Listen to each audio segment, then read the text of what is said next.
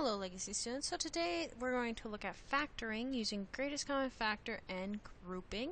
What you're going to want to have on you today, you're going to have a pen or a pencil, that foldable we made in class today after your quiz, and then a calculator, and you're also going to want your thinking caps on today.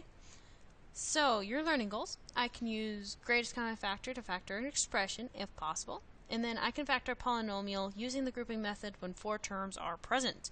So what you're going to want to do on that foldable we made in class, you're going to want to write the particular words I have on each flap. So at the top flap, the really big one, you're going to want chapter, this is not chapter 4. This is Unit 5. My bad. Unit 5 factoring. You're going to want factor, what does it mean? Greatest common factor GCF, factor by grouping, trinomial factoring, AC method, and then difference of perfect squares. So you're going to want to pause quickly so you can write those on there. Welcome back. So today we're going to look at factoring. So what does factor mean? Well, factor basically is to find out what was originally multiplied to create the expression. AKA, we're going to undo the multiplication process. And there's different kinds of factoring. We're going to only look at 2 of them today. So the first one we're going to look at is called greatest common factor, or GCF. On the top part of your factor, so you should have opened the next tab, so then greatest common factor is at the bottom. Above that, at the top, on the top flap, you should write what is the largest number in variables that can be divided out of each term in the expression. So that's the question we've got to ask ourselves. What are we going to do? What can we take out of each of the terms that can be taken out of everybody? So if I look here, I have 6x squared, negative 12x. Whoops. I have 6x squared, negative 12x, and positive 18. So I got to ask myself, what can I take out of a 6, a 12, and an 18? I can take out 6, can't I? Because all of them, I can divide away a 6. Can I take out any x's though? So you got to ask yourself about numbers and variables. Well, this one has 2 x's to spare. This has 1 x and that one has no x. Since this one doesn't have any x's, we can't take any x's away from anybody. So we can only factor out a 6. So I'm going to put a parenthesis. And then I'm going to think, okay, I'm going to divide all of these guys by 6. So 6x squared, well, 6's are going to cancel out. We'll be left with just x squared. Negative 12x divided by 6. So negative 12 and 6, I can get a negative 2x, right? And 18 divided by 6 is 3. That is done. I have pulled out the common factor of 6 out of everybody, made it a lot more simplified. Let's try example 2. So I have a 14x to the 4th and a 7x. So I notice here first, I gotta take out something out of these numbers. And I notice they both share a factor of 7, or they both share a 7, right? So we know we're going to pull out a 7. And then I look here, I have an x to the 4th, so I have 4 x's given here and 1 x here. So they both have, at the most, both of them can give 1 x, right? Because this guy has 4 x's, that one has 1 x. So I can only take the least amount of x's that each of them can give, or the most amount of x's that each of them can both give. So I have 7x. So I'm going to divide both of these guys by 7x. Well, 14 divided by 7 is 2. And I'm going to take away 1x. So if I had 4 x's originally, I'm going to take away an x. I'm going to be left with x cubed, right?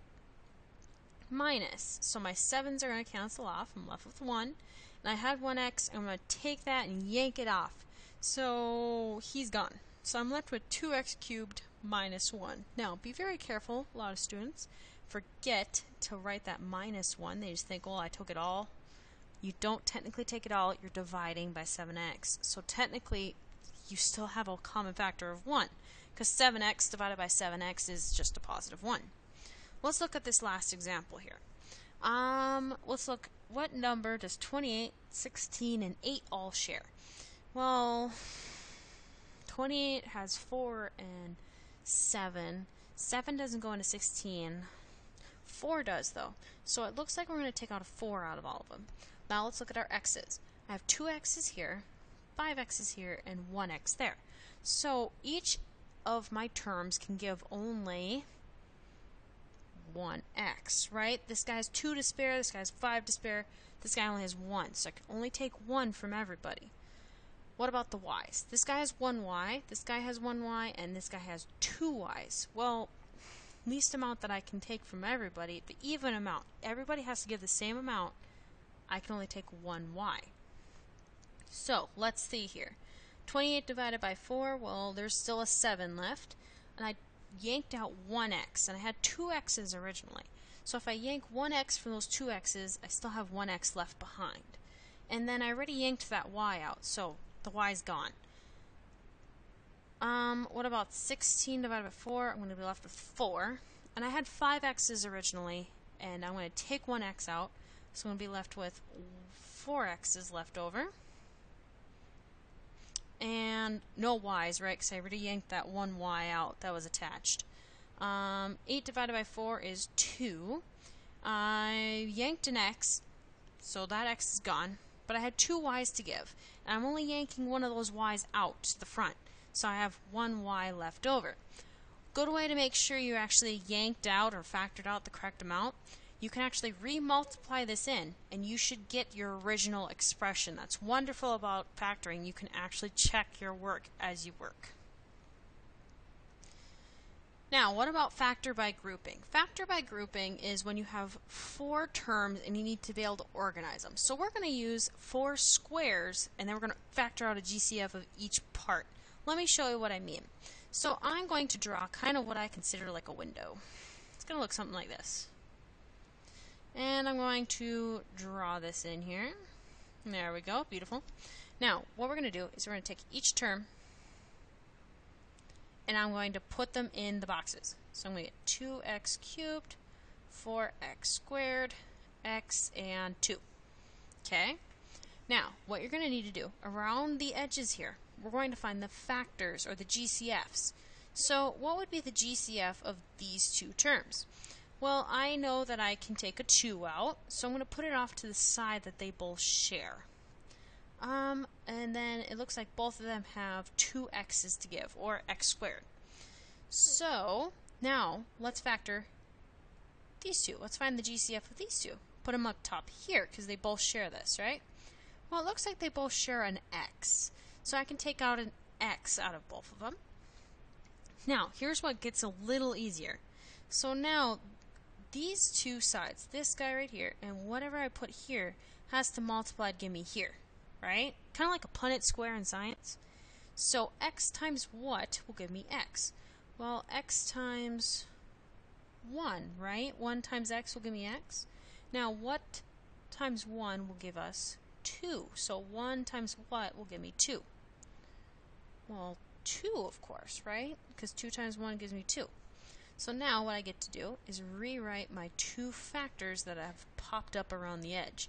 So I have one factor of x plus 2 and another factor of 2x squared plus 1.